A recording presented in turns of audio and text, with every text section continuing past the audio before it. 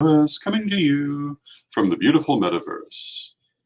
And we are here in my office, and as you can see, the library is nearly gone. There have been something like 20 boxes going either to Chamberlain's or Goodwill after what we sold online and what's going with. So it's been quite the adventure. And welcome to Midday with Rev Don. And if you'd like to talk with me, if you have any comments or questions, feel free to type them into whatever platform you're watching us on. They will show up in my chat room, and we can go from there. And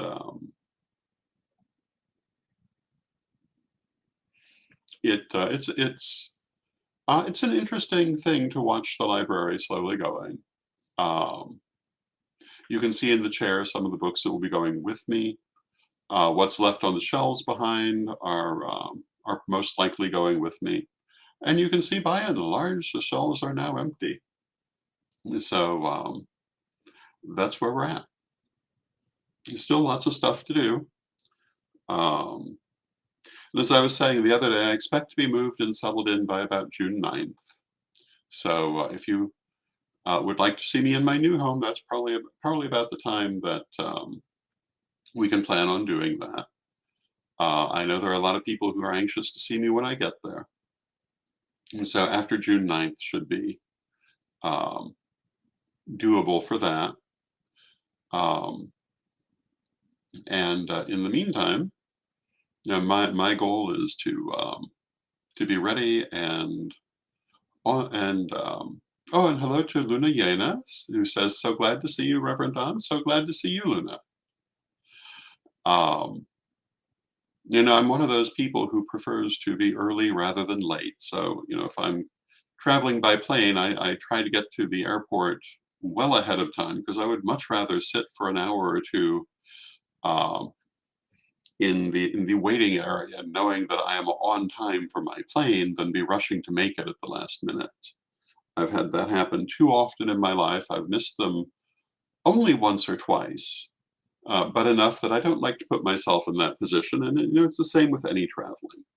I really want to have everything ready except what must be last minute, well ahead of time. And I recommend that policy personally. Um, but that's what I try to do, and so I'm trying to have everything ready to go well before it needs to go, and that should make everything easier. But I've had the invaluable help of Mary today. Thank you, Mary, who has been helping me with the packing of the books, and yeah, it's been box after box going into the car and off to their new lives. And probably tomorrow, Goodwill is going to have a very, very good day for people who like to read. Um, Although we sold a tremendous amount online and have sold some to Chamberlain's, Book Mine, and various other fates have been befalling the library. Hello to Michael in the chat room. Good to see you, Michael. Um, And I've remarked before, it's kind of a bittersweet situation because I had always thought of this as being a library that would be preserved well into the future, but that is not what fate had in store for it. Hello to Bradley in the chat room. So as it is, I'm happy to see books going to people who want them and who'll be glad to have them, and I'm keeping those that I personally want. Not necessarily those that are necessary for a great library, but those that are necessary for my library. And hello to Celtic Fire in the chat room. Good to see you. Um, and that's kind of the tale with everything happening um, with all the jewelry. I've kept the best pieces. I've certainly kept a number of pieces from each ancestor. But I didn't need to spend the rest of my life guarding 500 pieces of jewelry. Hello to Raven in the chat room, who says, "Blessed new moon." Thank you, Raven, and to you as well. Blessed new moon. Um, but I've kept the most important pieces. Um, And one of the things we were talking about the other day is that part of what's happening is by this collection becoming so much smaller, we're actually allowing it to be curated properly, which it certainly had not been previously. So those pieces that remain will be properly cataloged. People will know what belonged to whom. They won't have to rely on my memory for it. It will be properly recorded. Um, the the library is no longer um, anything but what books matter to me, which is fine. I've kept certain things. I've kept the most important parts of the Greek and Egyptian collections. I've kept the art and costume collections are the most important part of those, and some good parts of the history collection. But there are so many of them. I look at them and I realize I'm never going to look at this book again.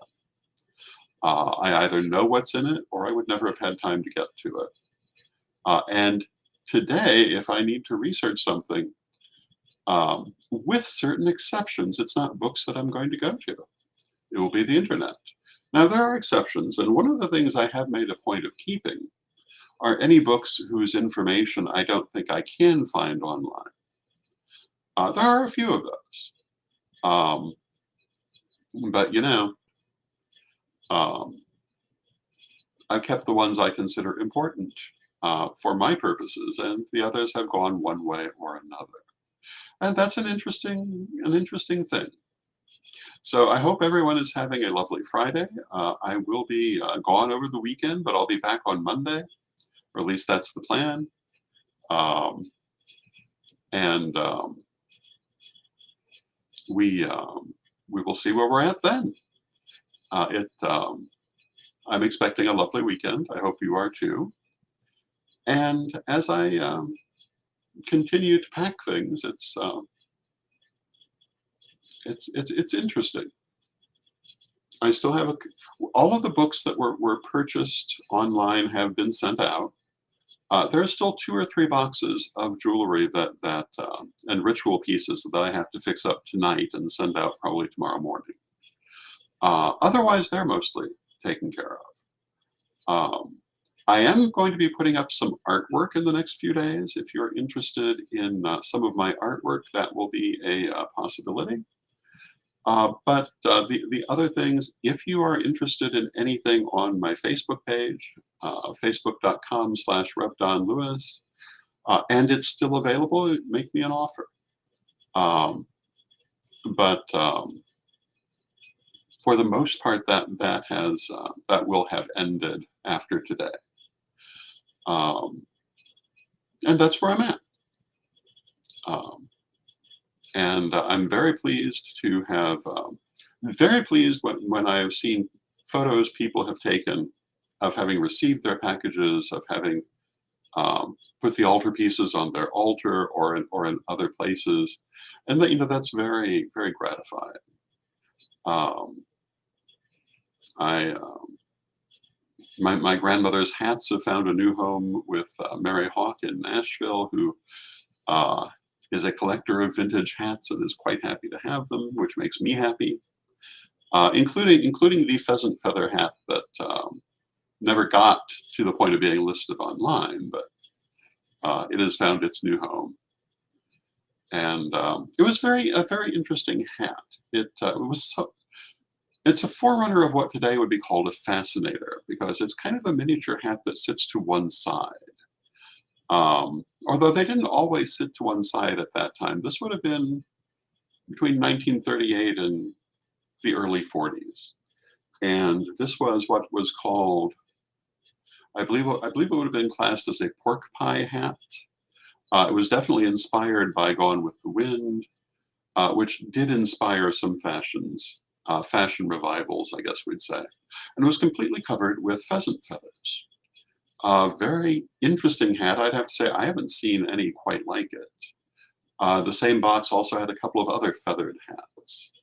I remember a movie that I saw some years ago that starred um, Jane Seymour, and I don't really remember who else now.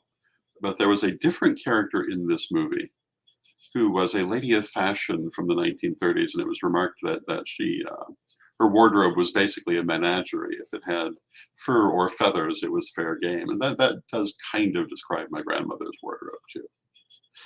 It was the time. Feathered hats were very fashionable.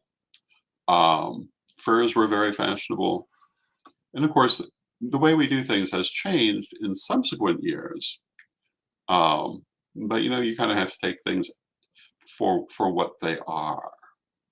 And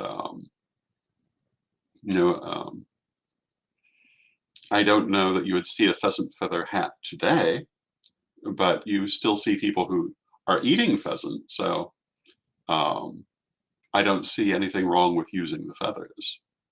I don't see anything wrong with using fur or feathers in general under under certain circumstances. I think that if the animal is going to die anyway, you should use every part.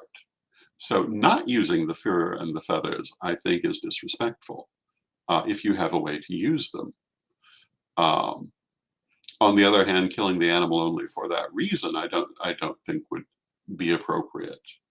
But as long as we are eating meat, we should not be just throwing out the parts we don't want. We should be using all of it.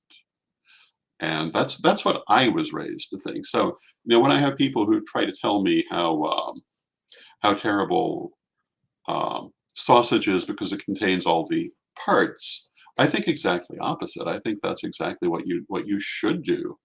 You don't take just the beautiful pieces and throw the rest away. You use everything, and sausage is the perfect way to use everything. And Diggs BTW7 says, "What's up?" And hello, Diggs BTW7. Good to see you. Um, so I'm a great believer in the idea that um, if you're going to be eating the meat, you use everything else. There are lots of things to do with it. Um, and also, I'm a great believer in using all of that meat if you're going to do it.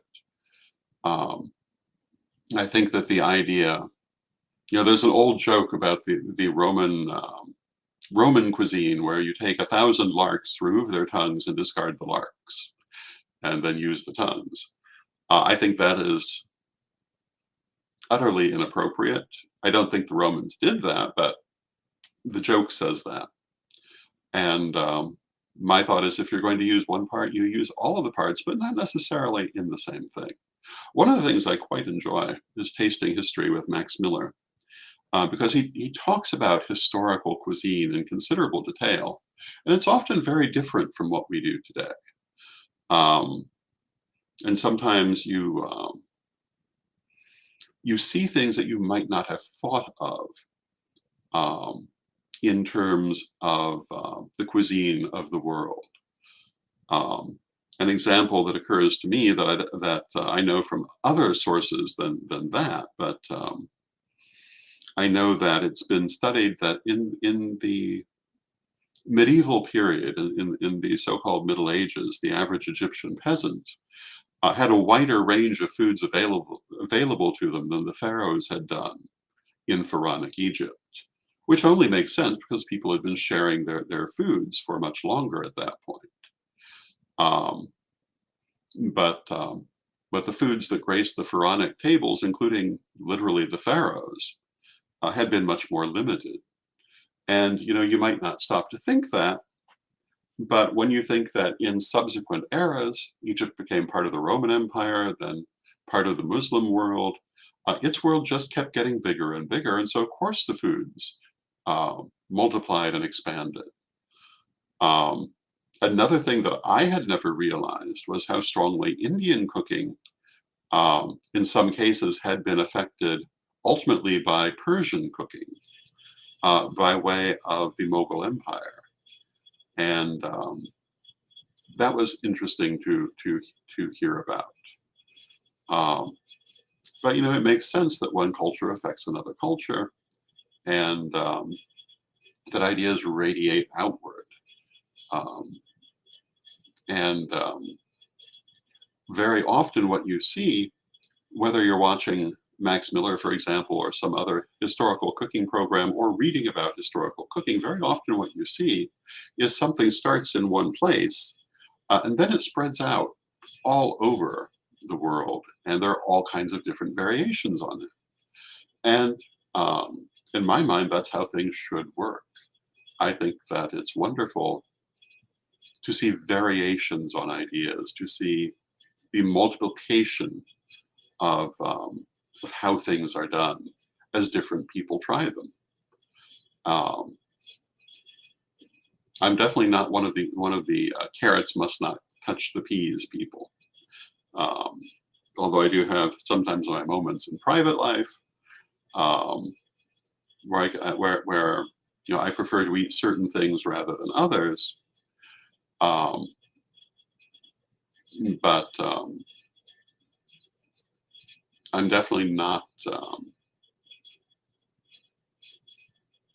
a believer in in the idea of letting yourself be bound by certain ideas, even if sometimes I'm human and do indulge in such things myself.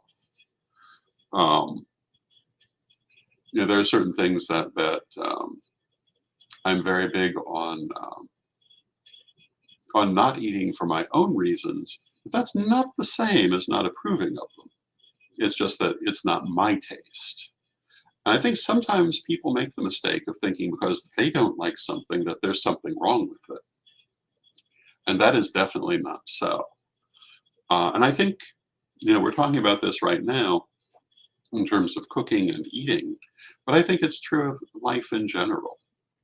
And, as I look at the books that are no longer behind me, a large portion of this library was spiritual in character. And there are people who take this same kind of squeamishness to their spirituality. They can't stand for the carrots to touch the peas. Um, the idea of being influenced by different schools of thought horrifies them. It's that they want everything very separated, and that's just not really the nature of the human condition. It's certainly not the nature of incarnation. We're all here in one world. And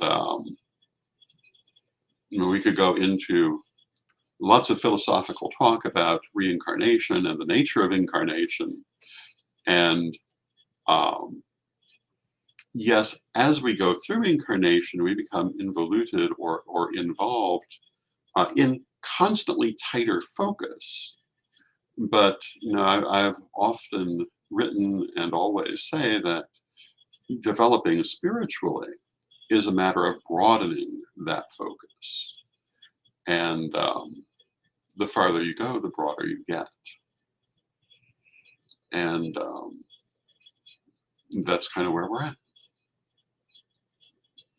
And if anybody has any commentary they would like to bring up or any questions, please feel free to add it to the chat room. And you can do that by commenting on whatever platform you happen to be seeing this on. Now, yesterday, we had our Thursday interview, which is what we normally do on a Thursday, and it was with Belladonna Laveau from 2017.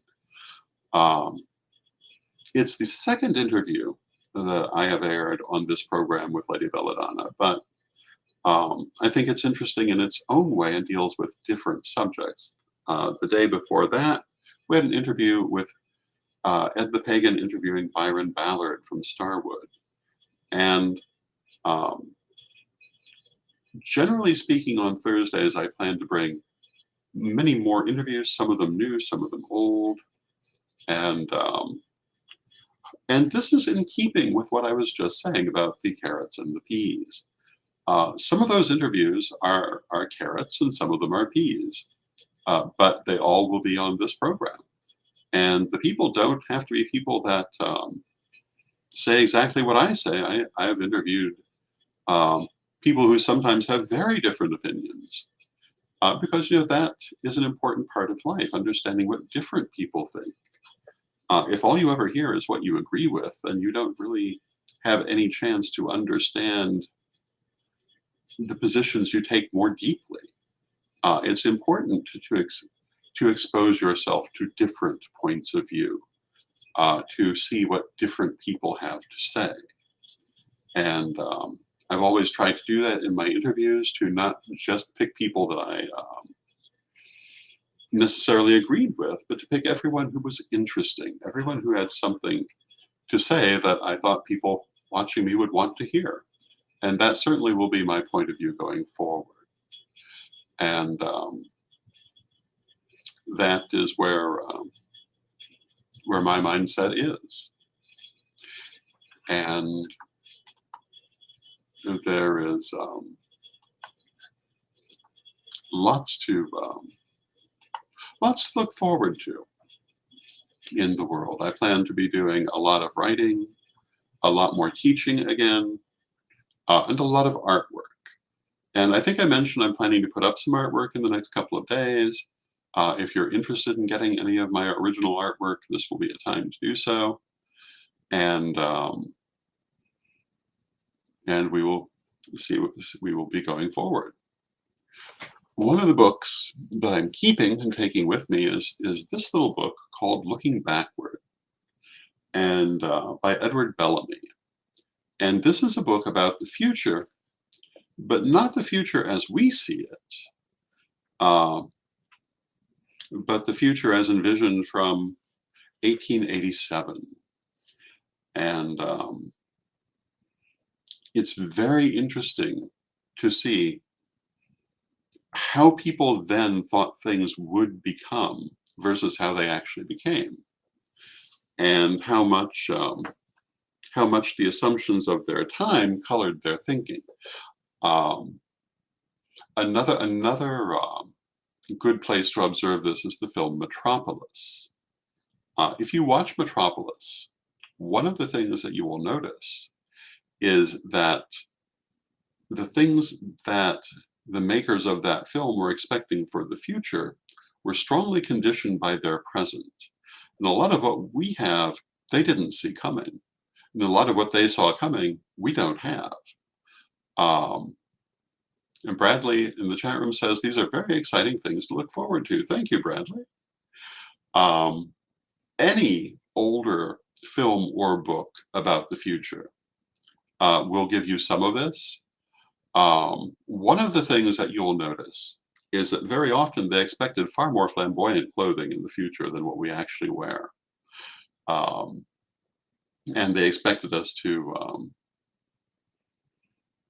either look more like they looked or far less like they looked than we actually do. If you watch Metropolis, for example, the clothing is more or less contemporary to the time. And that is the 1920s when the film was made.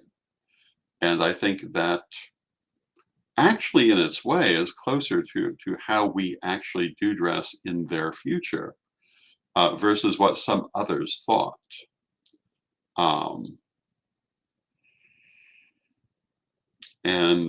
If you look at the history and the development of clothing, it is largely a linear progression that only occasionally changes dramatically. The shirt I'm wearing could have been worn 200 years ago with only small changes.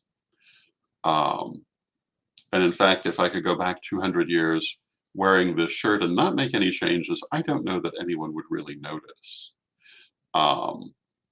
What I'm not wearing over it, they might notice. But that's also a social class thing, because people in ordinary life, as opposed to the upper class, did not run around dressed to the nines on every occasion. And of course, it's unusual for me not to be wearing a suit coat, but I'm in the process of packing all these books. So today you get me without one. And one of the things about historical costume that was most enlightening out of all the books that I have owned and read on that subject talked about the film Anne of the Thousand Days. And if you're not familiar with Anne of the Thousand Days, it's a movie about Anne Boleyn starring Geneviève Bujold and and Richard Burton as King Henry, and Geneviève Bujold, of course, was playing Queen Anne. But this book included some commentary from the costumer who handled that movie and why they had made certain choices in costuming King Henry. And they pointed out that everyone thought of King Henry as being dressed in these elaborate gold brocade costumes sewed with pearls and fur and all of this. And he certainly was on court occasions. But that doesn't mean that's how he dressed to go hunting, for example. And you wouldn't really expect that for his hunting costume. And so they paid a lot of attention to not following that stereotype when it was not appropriate, and to look at what the activities were. And this is something I think people often don't think about, that people then, like people now, did suit their costumes to the occasion. Sometimes there were strong rules for that, sometimes not. And sometimes they did wear the gold brocade to go hunting. It depends on the generation and who we're talking about, but very often they did have more utilitarian clothing for more utilitarian occasions, no matter who they were. And ordinary people generally were not wearing what fashion history books will tell you people were wearing. If they were, for example, if you wanted to look at farming communities, for example, over the centuries, from the Renaissance to the 20th century, they saw a lot less change in what people wore than you might expect. There certainly were changes, but less than you might expect, and they were not wearing, for the most part, those fashionable clothes. There were places where the changes were more pronounced, but the life of ordinary people is only rarely dealt with by the history sources we're likely to see. Only occasionally do you see it in movies. There's a wonderful film called Martin Guerre from France many years ago, which deals with the mystery of Martin Guerre. And most of the characters are what would be called peasants. They were the farming class.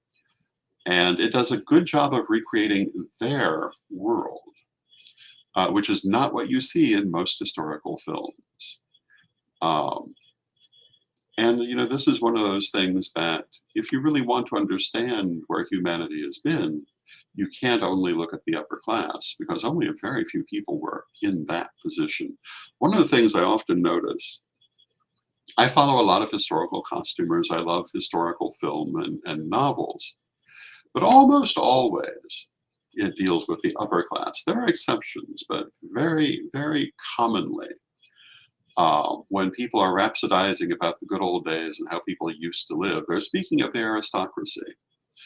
And if you're not aristocracy now, you would not likely have been aristocracy then. And so what you're looking at is not what you would have been living. And I think that's kind of important to bear in mind. People very often, I follow a Facebook page called Historical Homes of America. And people are often rhapsodizing over these beautiful Victorian mansions. But if you're not living in a mansion then, or not living in a mansion now, you probably wouldn't have been living in a mansion then.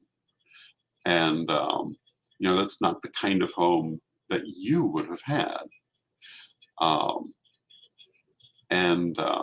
I think that when we look at history, it's important to remember only a small number of people were in that upper class. And we often ignore how everyone else lived. I have a wonderful book called Kourion, about the city in Crete by that name, which is about the the archaeological excavation of that city that does focus a lot on the ordinary people and their ordinary houses. Something you sometimes see with Pompeii as well, and Herculaneum, and other famous archaeological sites. You'll often hear about the mansions, but there are regular houses as well that actually let you see how regular people live. And that can be quite fascinating and not at all what Hollywood imagines, for example, or what your average historical novelist imagines. And I think it's quite fascinating to see that difference. But I see that we've come to the end of our half hour, which means I'm going back to packing books, and once again, I'm being helped by Mary, to whom I'm very grateful for her assistance on this particular day. I'm expecting um, more people to come and help a little later, so we'll be making a lot of progress today. Thank you, everyone, and let us have our closing prayer. Divine Mother Goddess, Divine Father God, beloved ancestors, we come to you this day as every day with thanks and love for all that you do for us, and we pray that you help us to keep our sense of perspective as we go forward. Help us to see those things that are important and also those things that are not so important. Help us to enjoy the beauty on the side of the road while keeping our eye also on the road. Help us to stay in balance and to keep the joys of life and the purpose of life in equal respect. And beloved Mother Goddess, beloved Father God, beloved ancestors, we thank you with great love and with respect. And may the blessing be upon you now and always. And I thank you with great love. I love spending this time of day with you. I love you all. I look forward to seeing you next time. And until next time, may you bless it.